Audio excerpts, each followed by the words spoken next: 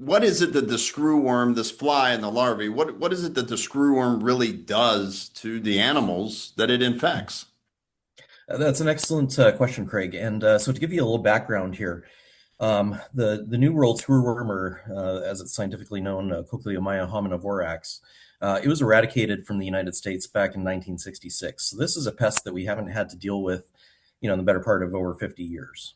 So what makes this particular pest unique amongst all the flies that lay maggots and wounds is that these particular maggots eat living tissue. So most maggots just feed on dead tissue or damaged and diseased tissue, whereas this fly and the associated maggots will actually burrow into living tissue, and subsequently the animals get secondary infections and can succumb to that infestation. So that's why The the other open wounds are so important on this, that any animals, even your dog and pets, quite honestly, if the flies end up back in our area, which they have not, at least at this point, we'll get to the testing and all that in just a second. The open wounds are the big factor that people really need to be concerned about. If they have a dog with an open wound, maybe a recent surgery, or they've started scratching and they've opened up an area, they just need to monitor that. That is correct. Yep. So open wounds, provide a potential entry point, into the body there that those maggots can easily get into. Um, Sometimes thinner areas of tissue on the body, like up in the nasal cavity, or around the genitalia, that can also be a site of infestation, even in the absence of open wounds. So thin-skinned areas are the most at risk, and then obviously those with open wounds. Yeah, I know one of the farmers I spoke with earlier today was talking about they're watching, keeping a close eye on like the eye areas of their cattle and things of that nature, even just any mucus kind of areas where flies could land and lay Correct. those eggs.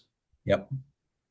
When we're talking about what the state is doing, it's my understanding that you, as an organization, have gone out and you can explain kind of the areas you've done this, but are setting traps to see if you can discover any of these flies potentially crossing the border. Obviously, they have free will; they can fly wherever they want. But you and your team are setting out traps to try to see if, by chance, any of these flies are making it here to State 48. That's correct. Actually, trapping efforts were initiated last August in 2025.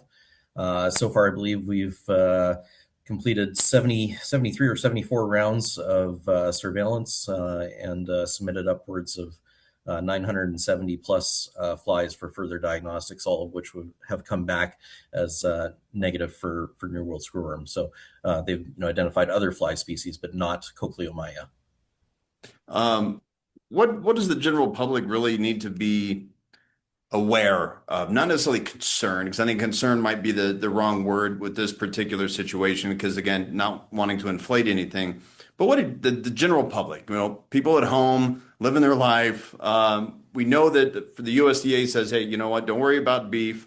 The foods, this isn't a food supply issue. It's a nuisance, obviously, to cattle farmers or anybody else, but the general public who's not raising cattle, not raising horses, they don't live on a farm. They just have their dogs and cats and things of that nature.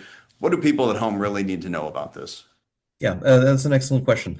To that end, when you look at the data coming out of Mexico, they've been dealing with this incursion for the better part of a year and a half already.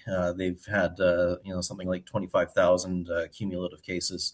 And the predominant species affected are cattle, but the second most common species are dogs. And that's, held true across the board, even when we look at the data coming out of Latin America as this pest progressed. The biggest take-home message here is be alert, not alarmed. So we urge, animal owners to be, vigilant, keep a close eye on their animals. If they see anything suspicious, reach out to your regular primary care veterinarian, have your animal evaluated, and, that primary care veterinarian will, complete the communication pathway with the state if we have to elevate it, and if it's deemed something that needs to be investigated, samples collected and submitted to the National Reference Lab for diagnostics and confirmation. We know that from the federal level, I believe, as I was reading through things, and you can correct me, please. We know that the sterile flies were used in the 60s and 70s, 80s, and all the way down to 2001 to push these flies back further south. I understand the disruption that took place in the sterile fly community, production facilities or what have you. That is ramped back up. The farmer I spoke with, who's also on one of the boards, I can't remember the name of it, but he was talking about some 400 million flies being released a day. They're hoping to take that number up to 500 million. What is the effort going on, say, along in Arizona or along the border to release the sterile flies, and what does that ultimately do to the cycle? Yeah.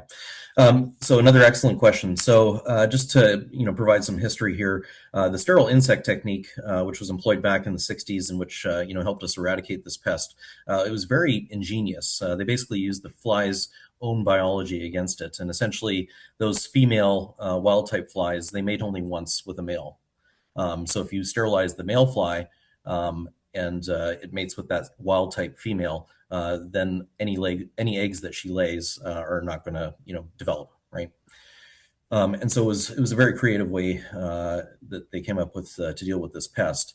Now, back in the day, in the late 60s and 70s, we were releasing approximately 500 million flies per week. As you mentioned, the facility in Panama, Copeg, which was instrumental in pushing this pest south and maintaining it in South America there, that facility's capacity is maxed out at roughly 100 million per week. USDA has contributed financial support to Mexico to bring another facility online. I believe at the end of July or early August, which will contribute another 100 million flies for a total of 200 million. And then ultimately, when the domestic facility in Edinburgh, Texas comes online in late 2027 or early 2028, that is slated to produce another 300 million there to get us up to that 500 million mark. So we've got some time before we could likely push this fly back down south. Yeah, there's going to be a little bit of a delay until that infrastructure gets developed. As far as dropping sterile flies in the state of Arizona here, USDA has very tight control over where those sterile flies are dropped, and obviously all of USDA's efforts right now are focused on Texas and New Mexico that actually have detections. So at this time, no. Does the heat help Arizona at all? I mean, obviously further south, different areas have different climates, and we get hotter here in the valley. But does Arizona's climate at all, I guess, protect us any differently than, say, New Mexico or Texas? To a certain degree, yes. These flies, they don't particularly like arid desert environments, nor do they particularly like triple-digit temperatures. However, they can survive in triple-digit temperatures. But the most important thing that New World screwworm flies are looking for are what I like to call the 3 Ws. So woods, water, and warm-blooded animals. And if you have those three, factors together, so if you think of, cattle congregating around, a water tank with some vegetation nearby, that would be an ideal habitat for New World screwworm. And certainly, historically, when we look at the range of New World screwworm, absolutely, Arizona was an affected state, and could support and maintain the pest back in the 60s. Where do you send when you get the flies? I know U of A is doing some testing. Is that where you're sending them, or do you have your own lab that you do your testing? So actually, right now, all flies are required to be sent to the National Reference Laboratory, Okay. which is the National Veterinary Services Laboratory in Ames, Iowa. So Okay. right now, all samples are being directed there. Being directed there. Okay. The farmer was talking about U of A that they have tubes that they send to there. Does U of A then turn around and send them to the national? Correct. So we can do sort of an initial evaluation at the Arizona Veterinary Diagnostic Lab associated with the University of Arizona down in Tucson there. And from there, for kind of official identification, it has to get forwarded to the National Reference Lab. Right. And then there's a national database, clearly, obviously looking at the national level of the issue and all that. Okay. Correct. Yeah. Awesome. Well, doctor, thank you so much for your time. I certainly appreciate anything else have we missed anything, or is there anything you'd want to point out? The biggest thing is, just to encourage the public to please, again, be vigilant. Work with your primary care veterinarian if you see anything suspicious on your animals.